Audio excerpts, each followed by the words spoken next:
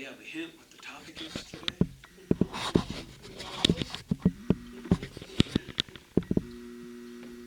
Love our environment. We'll talk about breathing closer than the air. We'll talk about a couple different things. But I want to begin with a question. What is it that makes a place special? Somewhere you really enjoy being. Outdoors. Hmm? Outdoors.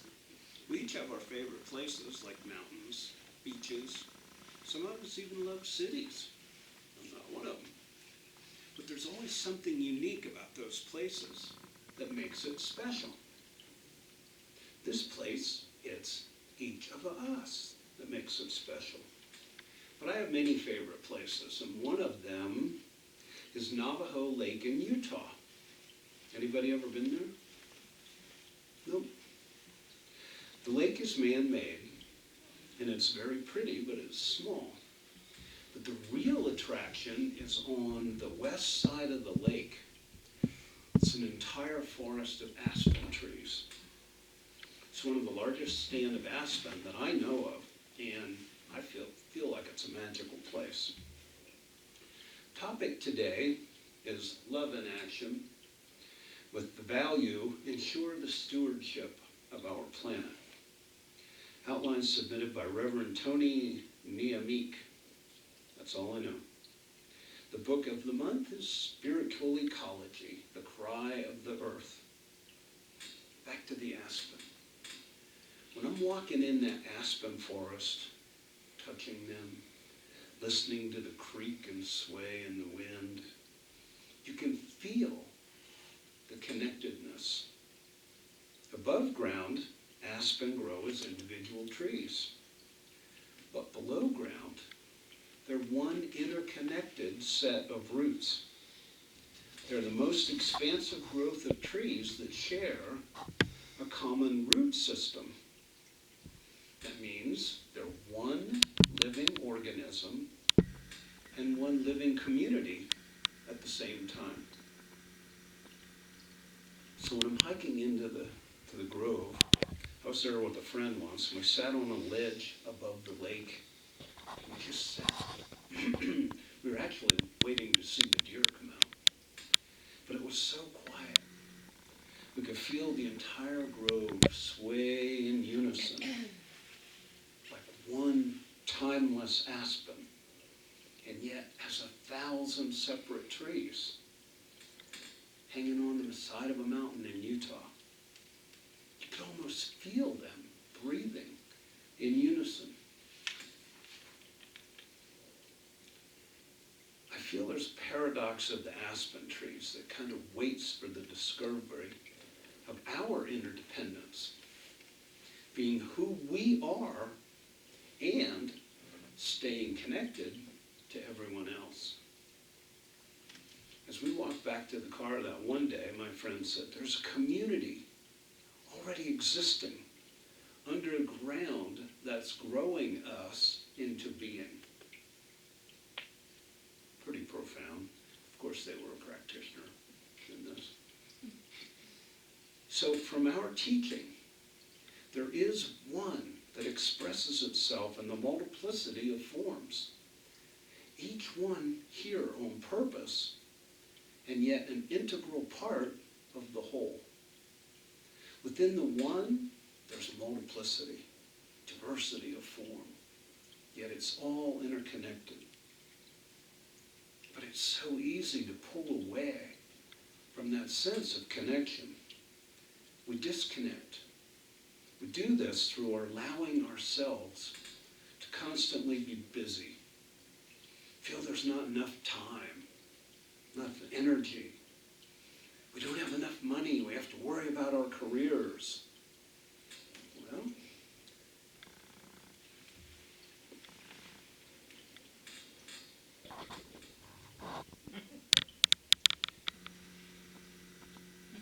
that pretty much says it all on our priorities. Hold your breath while you count your money. Are you comfortable allowing governments and huge multinational corporations to determine how we treat the planet we inhabit? What's the cost for pulling away from our sense of connection to nature? Last week I gave you a quote from Chief Luther Standing Bear. He said, when we're separated from nature, our hearts grow hard, and we lose respect for nature, plants, animals, and people.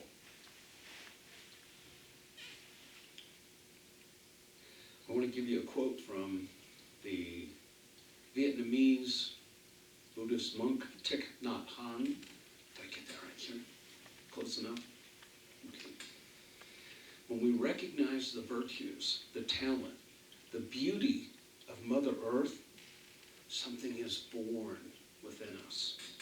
Some kind of connection. Love is born. We want to be connected. That's the meaning of love. To be at one. You would do anything for the benefit of the earth. And the earth will do anything for your well-being. We need to take the time, the mindfulness, to reconnect with nature, with the other, with the divine in a form that's different. We begin to discover the truth, the unity, the wholeness of all life. Each of us has our own unique set of gifts, talents. We blend the divine qualities. We are here to express and experience life as only we can.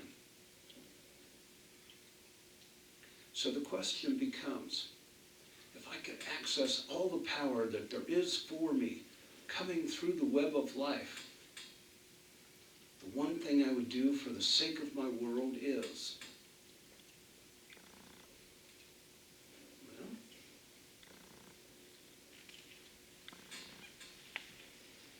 our environment, the world in which we live and work, is a mirror of our attitudes and expectations. In our teaching, we learn to take responsibility for what's going on in our lives. This is just an extension of that thinking.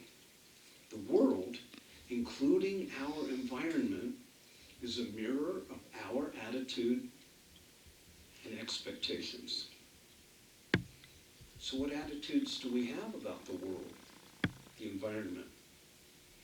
According to Dr. Holmes in Living the Science of Mind, we believe in God, the living Spirit Almighty, one indestructible, absolute, and self-existent cause. This one manifests itself in and through all creation, but is not absorbed by creation.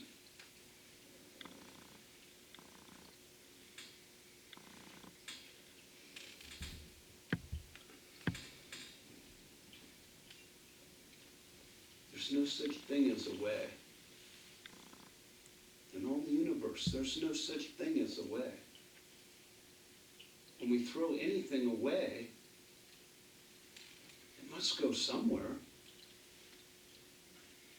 In the past, I've talked about gratitude. I mentioned the thing that we need most to survive is air. And it's free. But will it always be available? As a child, how many of you thought you'd pay more for water than for gasoline? How did we get here?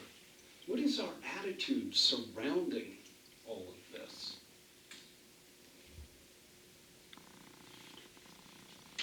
I think I've skipped one. It's really unfortunate because I don't know how to go back. Nature doesn't waste anything. Yet we waste virtually everything. We throw thousands of tons of food away every day. We use disposable plastics as if we could just throw them away and they'd be gone. There is no way. Prior slide. It must go somewhere. Now I'm going to quote a new 21st century philosopher who I don't believe I've quoted before. If we're destroying our trees and destroying our environment and hurting animals and hurting one another and all that stuff, there's got to be a very powerful energy to fight that. I think we need more love in the world. We need more kindness, more compassion, more joy, more laughter.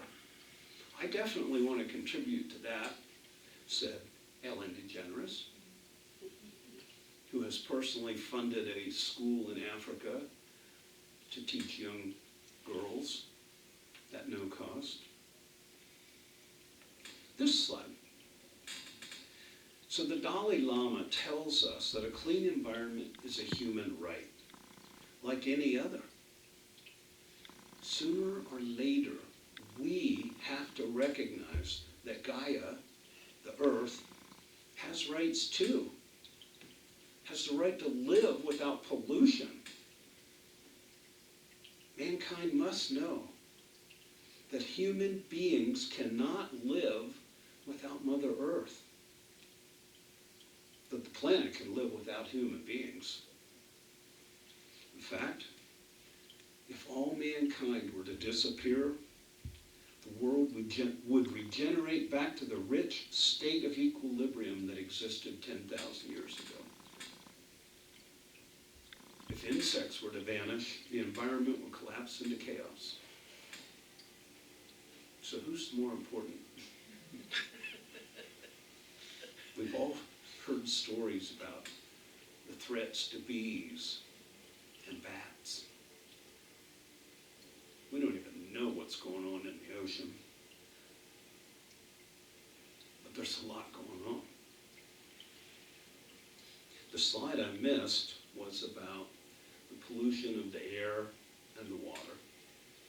They've become garbage cans. It was probably too depressing to see, so we'll leave that one up.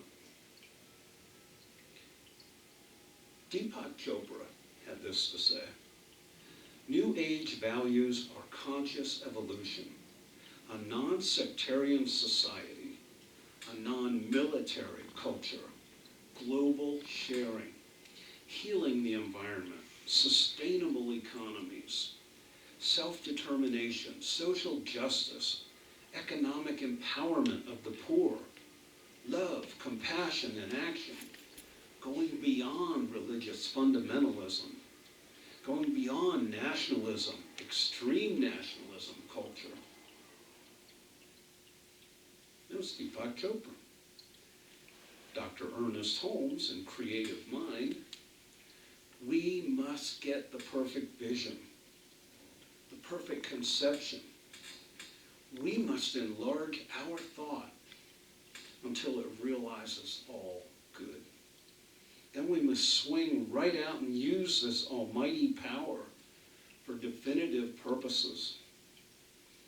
We should daily feel a greater union with life, a greater sense of that indwelling God, the God of everywhere within us.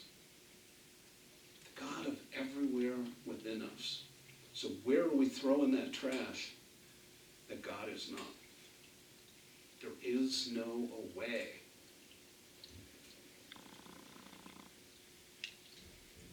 Yay! I don't want to protect the environment.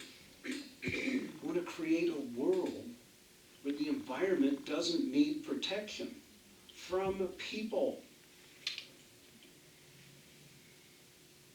This is the main lesson. This is so consistent with our teaching.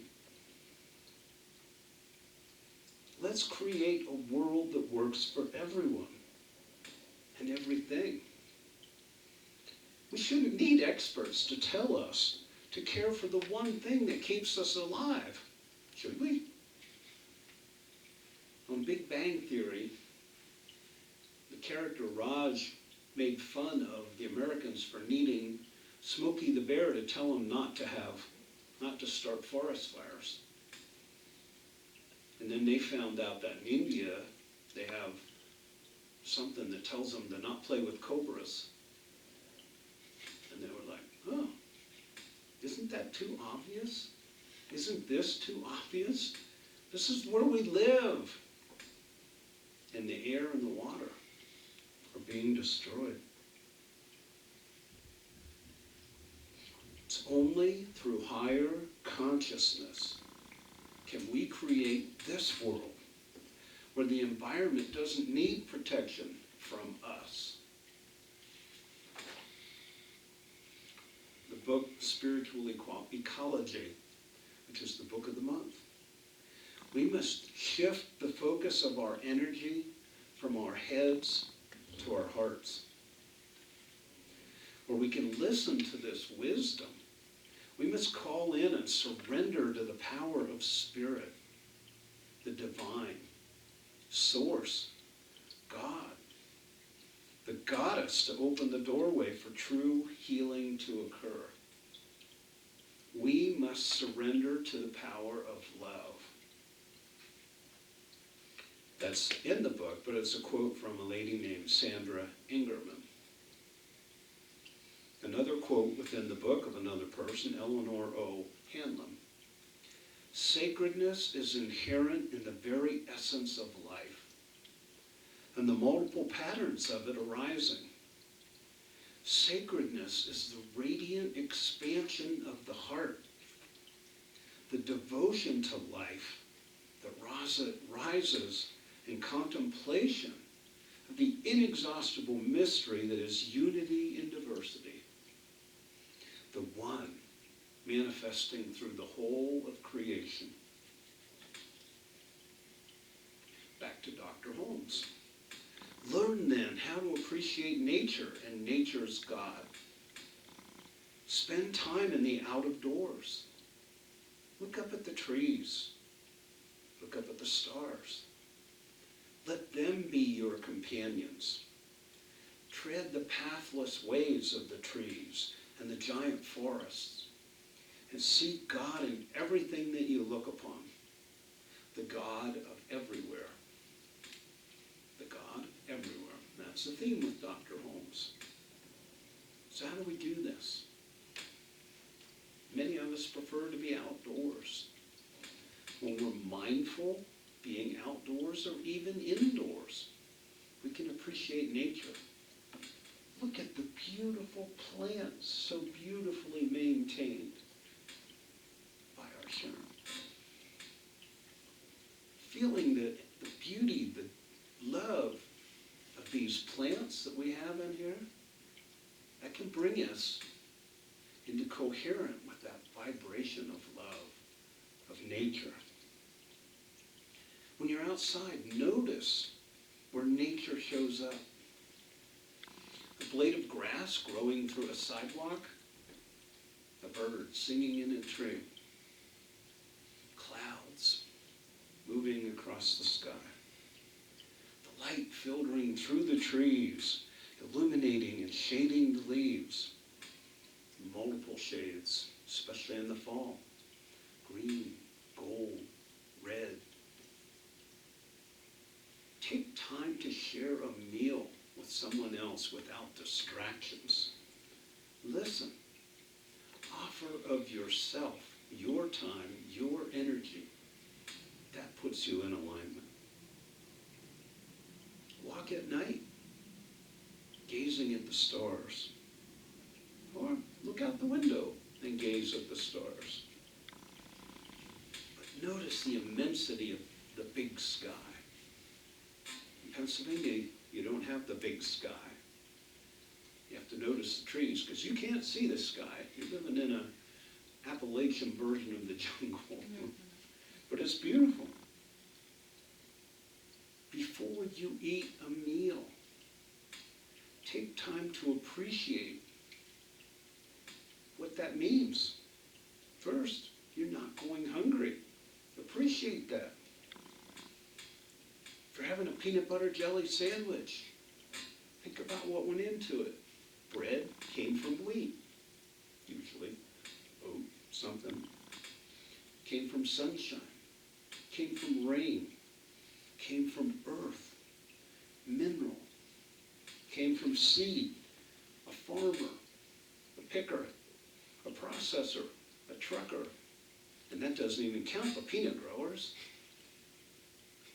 But be aware, be mindful. And that transforms the energy of within to support the energy of life.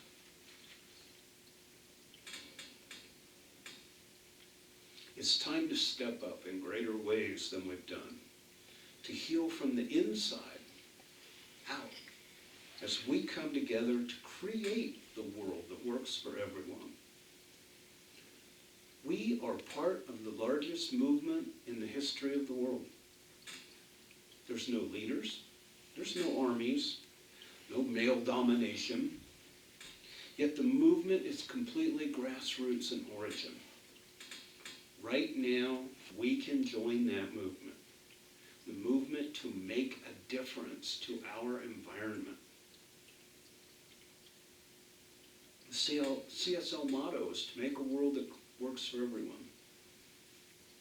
When we perform our own steps to assist Mother Nature, Gaia, we're part of that movement, and we're part of our teaching. I have a whole bunch more quotes, but they won't make the cut. Here's another current philosopher. Our planet's alarm is going off, and it's time to wake up and take action. Leonardo DiCaprio. And this is the one I'll close on. No, I won't. I'll have two more. Earth provides enough to satisfy every man's need, but not every man's greed. Mahatma Gandhi. And for any photography buffs, historians of California, Yosemite, this is from Ansel Adams, and this is what I'll close with. It is horrifying that we have to fight our own government to save the environment. Wow.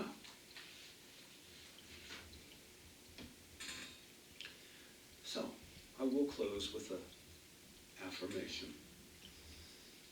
I open to greater awareness of the wholeness, the interdependence of all life, and in so doing, become an integral part of the healing, the revelation of a world that works for everyone.